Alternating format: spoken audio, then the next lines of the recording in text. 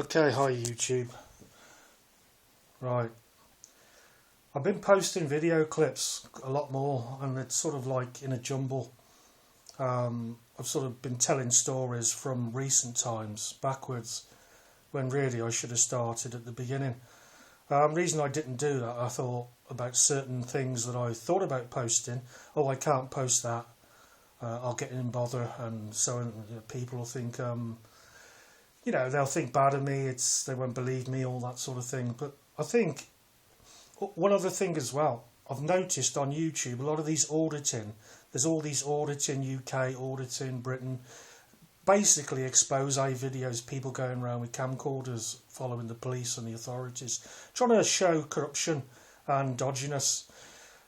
These people never tell their own story, I've noticed that, and I think, well, some of them clearly have a distrust of the police, and I would assume have come into contact with the authorities at some time, but you never hear why they're doing it. You never hear really or very little about what's happened to them, and I can see why people won't do that, because perhaps there's only one side of a story and people won't believe them. But okay, for me, conflict with the authorities, namely the plot, started really in Worcester in about 1999. I lived in a housing association block of flats called English Churches Housing, who have since gone bankrupt, and they've sold the buildings because there was internal corruption over rents. And anyway, at the time, about 1995, I moved in there. And I'm just going to try and keep this short, concise, without over-explaining and waffling. Right, moved in there. It was a ghetto. It was really a lot like a mental hospital. People with a lot of problems, including myself, gone through a messy divorce, lost contact with the daughter. Mum had died, hadn't really at the time, left the church, given up on God, given up on people, given up on myself, okay? So I was in a mess. I was back on the drink and the drugs, and just really trying to get out my skull to blot out the harsh pain of reality. Okay, what happened? Neighbours from hell type address, okay? I wanted out of there because it wasn't doing me any good. I was trying... The noise, basically the police, the emergency services, either fire, police or ambulance, or a combination of those three, were called in at that building, Nightingale House in Worcester, sort of every other day, right? 3 or 4 days a week. I'm not kidding. Sometimes it was like 5, 6. I think once we even had the blue light services up there every day for a week on a trot. Anyway, you get the picture. Right. I wanted out of the place, and I was trying to get a transfer and or another address. But the housing association and the council, Worcester Council then, I was being told by everybody, no, you're in a bona fide address. We know it has some problems, but unless you can come up with something serious why you need to be moved from there, that it's as bad as you say for you, we can't help you. So I was stuck there. I shouldn't have accepted the flat in the first place. The reason I did was my judgment was impaired. As I said, I was in a mess. In hindsight, I should never have took the place. Right. So spoke to a solicitor, and he said, really, you need to try and keep a video diary of, how bad it is there. So long story short, every time the blue light services turned up, I'm on the top floor, the 3rd floor of the building, just hung out the window with the camcorder and videoed things really like there was a couple there from up north who had serious mental health problems, and they took drink and drugs. She was like really violent, and she was kicking off all the time, and she spinning round, cops hanging on to her, trying to restrain her, and she was flinging cops off like they were rag dolls. And I was getting this sort of thing on video. The police were saying, "Oi, you," pointing up to me, "You, stop filming. get back in your flat, switch that thing off or else. And I was like, no, I can do this legally, which you can. But then, of course, 25 years ago, the corrupt law that you can't do it, although you can, was enforced more. Of course, cops don't like being filmed. Right, now what happened? People used to call up there who didn't live there. There was a guy who was calling from a homeless hostel up the road. Geordie Paul, alcoholic, one of those guys that thinks he's Rocky in drink, turns nasty, bully in drink, okay. And he was basically, the one night one afternoon, he'd left this person's flat and he was trying to make his way back to the hostel, and he collapsed in the lobby, the communal lobby, the staircase area, again, paralytic. And now this guy and the people he was visiting had tried to nick a settee from outside my front door when I was decorating the flat, so I'd put the furniture outside my front door, and they'd gone up and they carried my settee down into their flat. I know because I saw it through the window, and I said, "Oi, excuse me, I want you to give me my settee back now, otherwise I'm going to have to go to the old bill. I don't want to kick off. I'm not going to kick off. I want my settee back." So they were okay. They give it me straight back, and I took it in the flat. Right. This Paul, I just thought, he's in a terrible state in the lobby again. He's having an epileptic fit. So I thought, I don't want to do it, but I'm going to wait outside in the car park. Someone's already found an ambulance for him, the neighbours, because of his fit. The ambulance will be turning up in a minute, and I just want to get some video footage of somebody that just comes up here causing trouble, being carried out, by the emergency services. So I'm in the car park. I'm about 5 metres from the main entrance to the building where I live. Right. Now, what happened? One of the neighbours come down. One of the neighbours' boyfriend come down, and he's talking to me, and he's saying, "Oh, right, you knew what I was doing." Right. Paramedics turned up. Ambulance, 2 paramedics went into the building, carried this Paul out on a stretcher, but they see me videoing them and him, and they put him in the ambulance, and they approached me, sort of like one each side coming towards me, and I thought, oh, well, Now, you don't expect to get attacked by paramedics, do you, ambulance staff? This is the truth, what happened. I'm still filming straight ahead, although they're approaching me, so the footage showed them approaching me. Then my hand, I'm holding it in my left hand, the camcorder. That's grabbed and wrenched down to the floor with the camera in it. And then the one of them saying, "You don't film us doing our job, blah, blah, blah, blah. Let go of that camcorder." And it's just like the violence of it. Strong guy. And I thought, if I let go of the camcorder, he's going to smash it on the floor or take it, and I just don't like this. What he's done, basically, was illegal. Not me. Might have been immoral what I was doing, or amoral, but it wasn't illegal. And he's saying, "Let go of the camcorder," and I said, "I'll stop filming. Just let go of my hand." Now, because I was strong, he couldn't wrench it out he couldn't wrench it out my hand. So what he proceeds to do then is, I'm not kidding you, those lantern torches they carry? He's clubbing my hand, smashing my hand with his other free hand, smashing my hand to try and get me to release it. And my hand feels like it's on fire because I'm being hit by this big torch. But I still wouldn't let it go. But I'm screaming shouting in pain, couldn't really believe what was going on. And the other one there was like, there's 2 of them, the other one's like a bodyguard. When he realises I'm not going to let go of it, I think they're a bit stunned. They realise they've gone over the top. And I'm shouting, "That's assault, that is. I'm reporting you to the police." They then basically just walked back to the ambulance. Coppers then turned up. 2 police cars, 6 cops. And I'm told, they use my name, Mr. So-and-so, to me, the cop said, "Fuck off back in your flat now, otherwise you're going to be arrested for assault." And I said, I don't care. They just report it later. Come report it down the station if you reckon you've been assaulted. And I said, I want you to. No, we can't arrest him. He's on the job. And I said, there's two of them.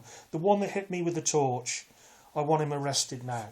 No, F off, back up. So the cops were like, they wouldn't do the job properly, really. They were just like completely pro that guy, that paramedic, anti me. I'm the bad guy. I believed, yeah, bent bastards would have arrested me, yeah, and trumped something up. So I went back in my flat. That hand, there's a scar there on the thumb area. It was split open to the bone, a cut about inch and a quarter long, dripping blood pretty heavily. I thought, I've got to get to the hospital. Didn't have no car at the time, no transport. Didn't have taxi money. Walked up the hospital, bandaged it up, walked up the hospital. The doctor said, "What's happened here?" And I told the doctor the truth, and he says, "Oh, I'm just going to this needs to be recorded, what you're claiming is you've been attacked by the emergency services and the police have turned a blind eye." I said, "Yeah." So that was recorded. He made a note.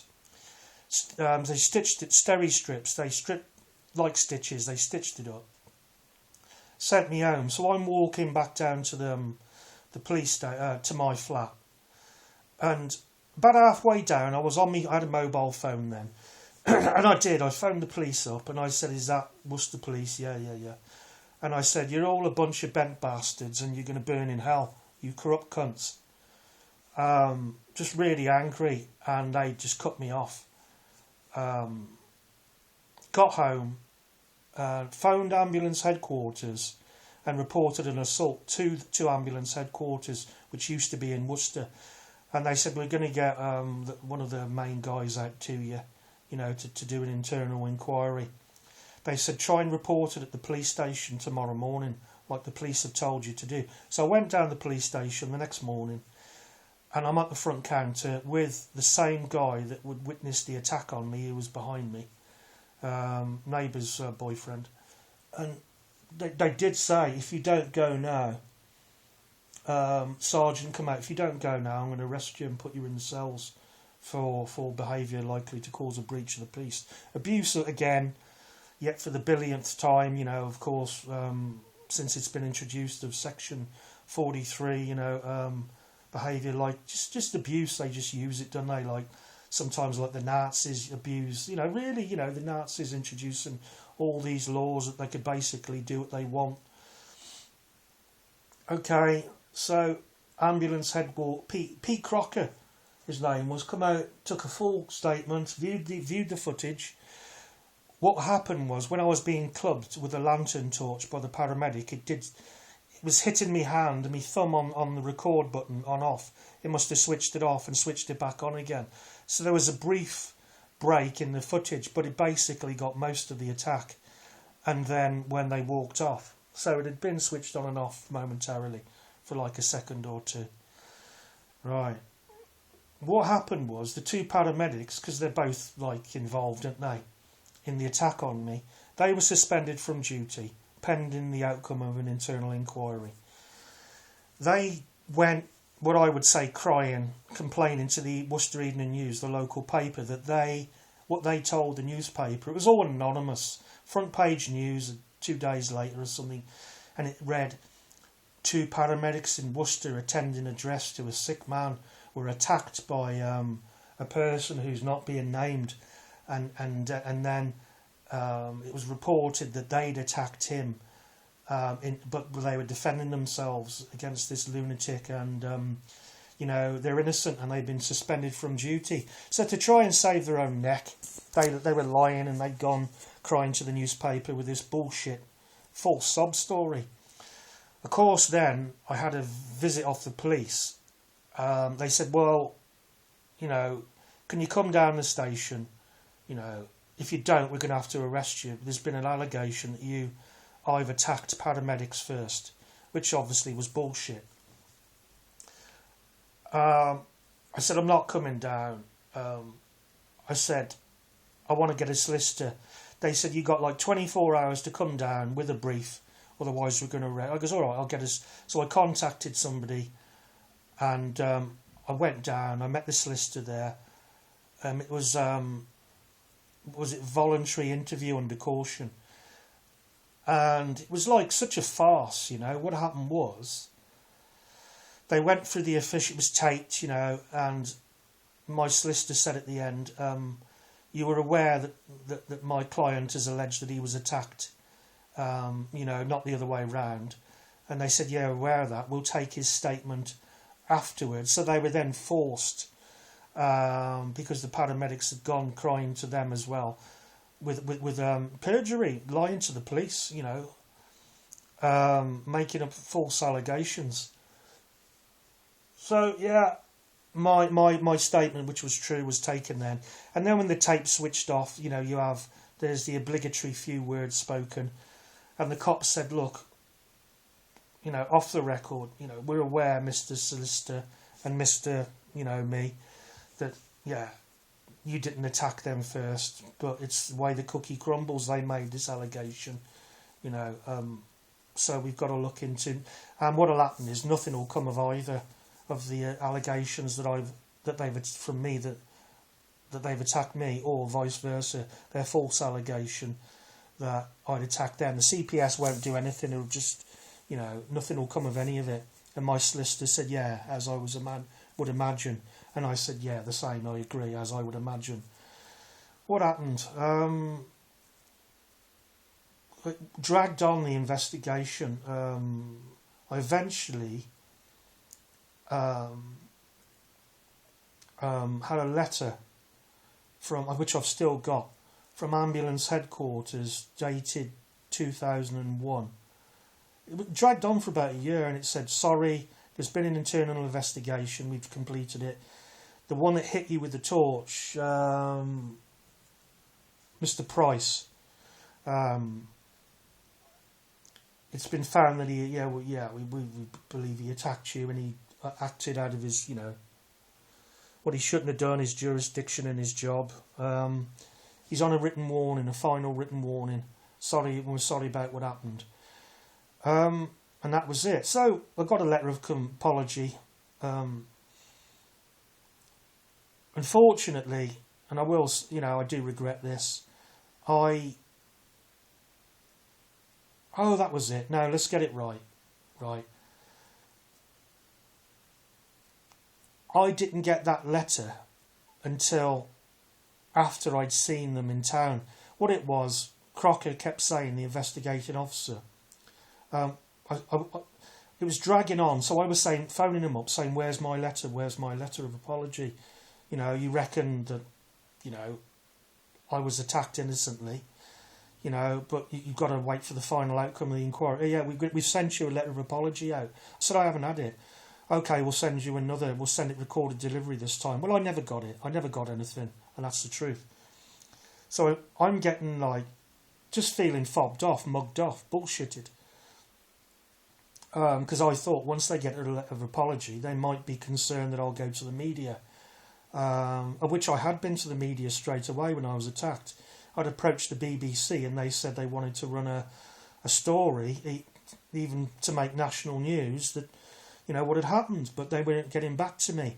They did get back to me 3 months later after the attack, but I'd erased the footage because my solicitor had said, if you allow that to be screened on the BBC, the powers that be, the whole kit and caboodle of the powers that be, the police, the government, you're not going to be very popular because you've exposed something really bad that's happened. So I raised the footage. So then the BBC phoned me back, the idiots, a few weeks after I'd exposed. They goes, can we come and see you? Have you still got the footage? And I said, unfortunately, you said you were going to contact me back within a week at max, and you didn't.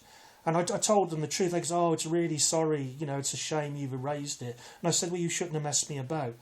So, right, getting back to what happened with the investigation. Yeah, I was mugged off. I thought they didn't want to send me the letter because they thought I might have used it with the media or in a private prosecution, as if you can afford that or whatever. So this is what happened, and I'm wrapping up here because it is a messy, complicated story. What happened was, I still hadn't had the letter, and I was in Worcester High Street on a Saturday afternoon, and I saw an ambulance in the High Street, and I saw two paramedics, the same two that had attacked me, helping a woman in the back of the ambulance, and I shouldn't have done it for her sake, but they put her in the ambulance, and I hung about, and I had my push bike with me, and I just recognised the two paramedics, and I just said, from a distance of about 6 foot away from them, I wasn't right in their faces. I says, "Oi, you two, where's my letter of apology about you two attacking me? You know, your boss Crocker keeps saying it's been sent, but I never get it." I said, "It's all a fucking whitewash," and they were like, understandably, "Oh no, we don't know. You know, it's all official. See Crocker. We don't want nothing to do with it." And I was just angry, and I just said, "It's all a fucking whitewash," you know, and I stormed off. And I raised my voice, and that was it. That's what happened. Right, this is the truth. You know, this is the staggering part about it. I heard no more of it, but I did get I heard no more bother until what happened. But I got the letter of apology a week after speaking to them. So they obviously, as I guess, went to their bosses and said, "That guy, you know, that attacked us and got away with it, you know," and they must have then sent the letter of apology out, which I got. So it seems, probably, I reckon, it took having a go at them verbally to get that letter of apology, but I'll never know the truth. But whatever. Right, I heard no more of it until a year later, literally a year later, but a week or two. Police knocking at my door at 7 o'clock in the morning, two uniformed officers, and I said, "Yeah, what is it?" I hadn't done nothing, because I'd had no more bother of any sort for like a year. Well over a year, 2 years since that offence, which turned out I was done for it. Cops said, you got to come down, we're arresting you for threatening words of behaviour, some new law that Labour had introduced, that if you threaten somebody, they can fear for their lives. So they quoted me the letter of the law, and I goes, what? I don't know what you're on about. And I said, "Well, it's the ambulance thing." And I said, "That was 2.5 years ago, nearly 2.5." They goes, "Yeah, but unfortunately, you know, we don't want to do this. But the paramedics claimed you threatened them in town, you know, and they gave." And I goes, "That was a year ago." I've heard, and I goes, "Yeah, we've left it as long as we can. But we have a year before we..." I'm just going to check my battery ain't gone. No, it hasn't. We have to leave it. If it goes over a year, we can't prosecute, and we were hoping the paramedics were going to drop it. But they're insisting that you're arrested and charged, you know, and done in court for threatening them in the high street. And I said, "Are you for real?" They goes, "We don't want to do it, but we've got to." So I went to the police station, they arrested me, I went along peacefully, and I was charged with this law that, like the Labour government, words and behaviour likely to cause them to fear for their lives. And I had a solicitor, and basically they were implying that my angry words and swearing and made them fearful. Okay. But they said that they felt I was going to use my push bike as a weapon, like I'm that strong that I can actually, you know, perhaps pick up the bike and just be whipping them with a push bike as a weapon, or throwing my push bike at them. So what bullshit, you know. He went to court. My solicitor, Magistrates Court, Worcester, my solicitor tried to bring up the paramedic thing, mitigating circumstances, and the judge said, no, that's irrelevant to this case, you know, it'd be bias. We're not hearing any of that. This is just about Mr. Jenner threatening paramedics in town, you know, for no good reason. So again, fucking whitewash of the courts, as far as I'm concerned, corrupt. And I was done, and I was given 12 months probation. I had to pay police, court costs, police and court costs, like 300 quid. And I did the probation for a year, and there was no problem with that, you know. And the probation finished. I did it for a year. After a few months, they didn't want to see me. They only saw me like once every few months because they said, we don't think, it's just like, we're busy. So even the probation of weekly was like, I saw them in total about 20 times, I suppose, in a year. 15, 20 times. Not 52, but that's fine, I get that. The other thing, as I was coming out of court on the day I was convicted, the Worcester Evening News were there with the camera, a reporter with a telephoto lens hiding behind one of the pillars on the petrol station on the other side of the magistrates' courts there in Castle Street. And this really bad picture of me just looking down at the floor. And that made second page of the Worcester Evening News.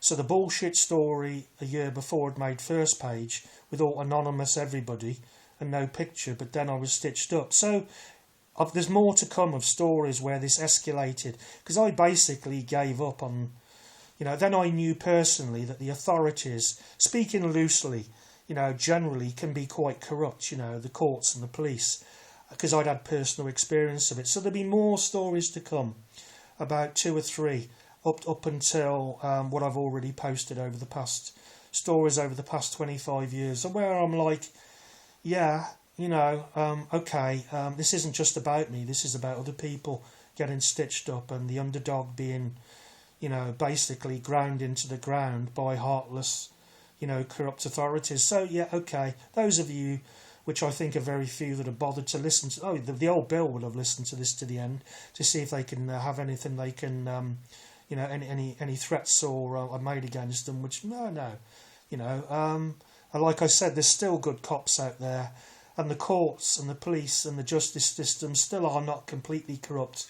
It's being held back. But the Bible says, the salt and the light of the earth, basically it's being held back, but when the Antichrist comes, which I believe, and many of us, there's millions of us that believe, when that happens, all hell literally will break loose on the earth, But there is, the justice system, the way I see it, isn't totally corrupt. Who knows how the machine grinds? There's still good people in the machine, in the justice system and the police. I believe that, and I'm glad I believe that, because some people don't. There's frigging hundreds of thousands in this country that have given up on the police and the justice system because they just see it as intrinsically and thoroughly corrupt. Anyway, for the few of you that have listened, including the old Bill, yeah, thanks for listening.